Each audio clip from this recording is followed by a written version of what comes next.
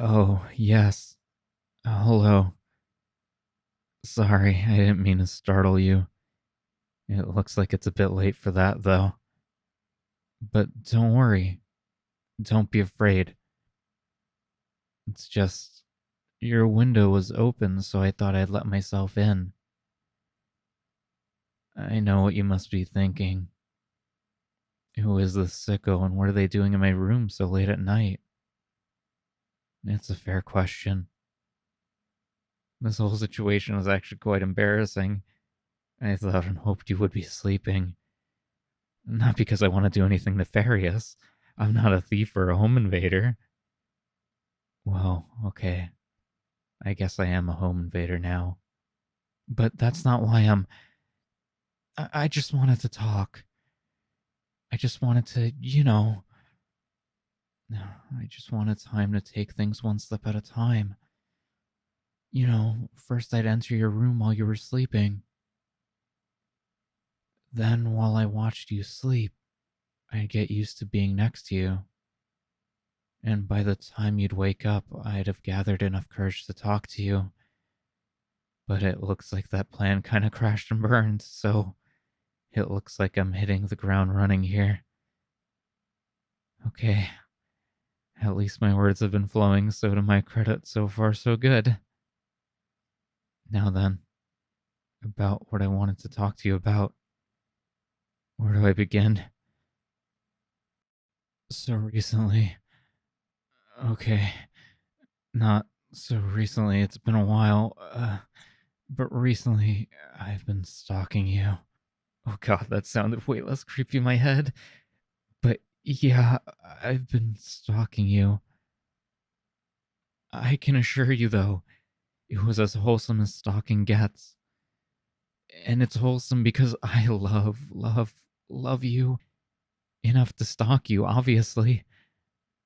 Okay, I'm sure that's what all the stalkers say, but in my case, it's true. And while I was wholesomely stalking you, I noticed something. Well, several things, actually, none of them good. So, first of all, I noticed you seemed kind of lonely. You don't really get out that often. You don't have that many friends. Well, real friends, anyway. Not your fault, by the way. And of those friends, you don't get to spend as much time with them as I'm sure you'd like.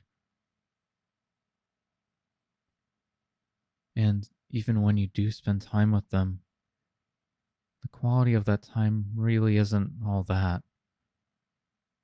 It's perfectly possible to feel alone even when you're surrounded by company. Trust me, I get it. Which is why I can understand just how lonely you really are. And like I said, not your fault. Bad things happen to good people. And you're a good person, trust me. I'd be one to know since I'm your stalker, a wholesome stalker. Because I love you. Don't forget that important bit, please. But as for your condition, um, it gets worse. Not to be a pessimist or anything, but it gets worse. Because, second of all, I noticed you've been pretty anxious recently, a bit stressed. I don't know if you've even noticed it. Sometimes it just sort of happens, but I've certainly noticed. And I don't think the cause is just from your loneliness because I've been watching you, and believe me, I know you have a lot of things to be stressed and anxious about.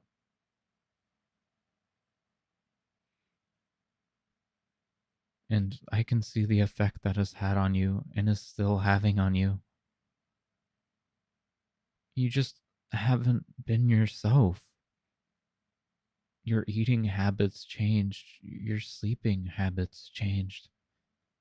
So much about you has changed. You're not the same person you once were, and I'm afraid that if this goes on any longer, then you'll lose your sense of self. and you might even forget who you ever even were. Which, here's the good part, is where I come in. Because the stalker who is so head over heels in love for you that I regularly slip you a few extra bills in your wallet when you're not aware. You thought you were just bad at math and keeping track of your spending, didn't you? But that affectionate, wholesome stalker, have made it my divine mission to save you. My very life's purpose. Now, how do I intend to do that, you might ask? The answer is very simple: kidnapping. Oh, no, no. Don't freak out. I mean, yes, it's kidnapping, but consensually. I will consensually kidnap you. I'll only kidnap you if you want it. Okay. Though I guess at this point it's not really kidnapping if you consent. Uh, Look, uh, I know this must all sound so absurd, but there's some logic here, I swear. You see, your life has trouble. It has stress and problems, and I am here to take you away from all that.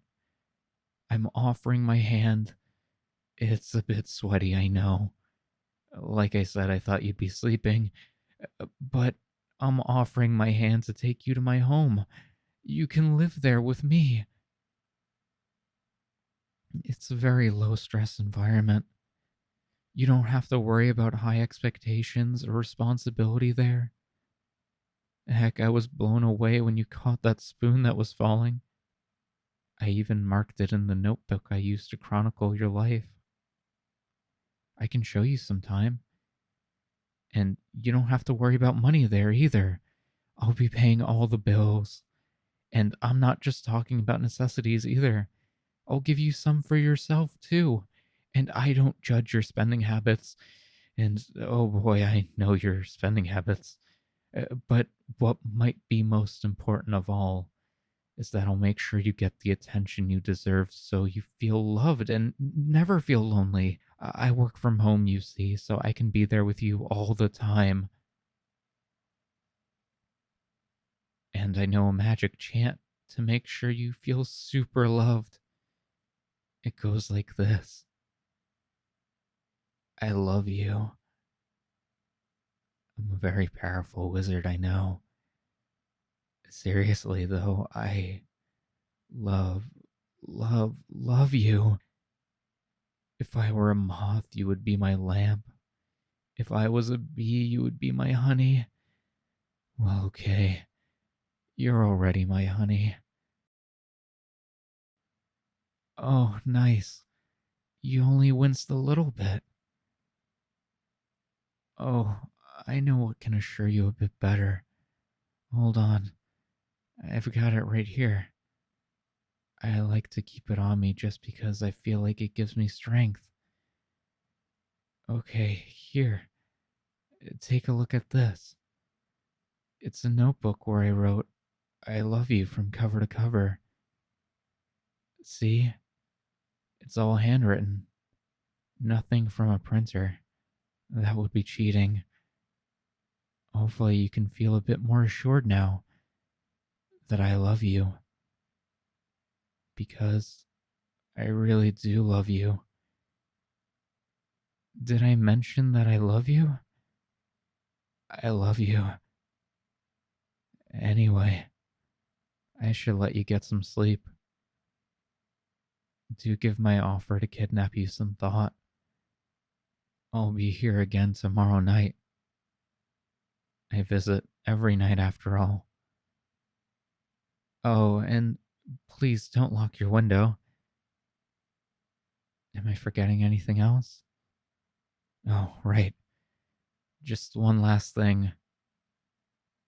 I love you.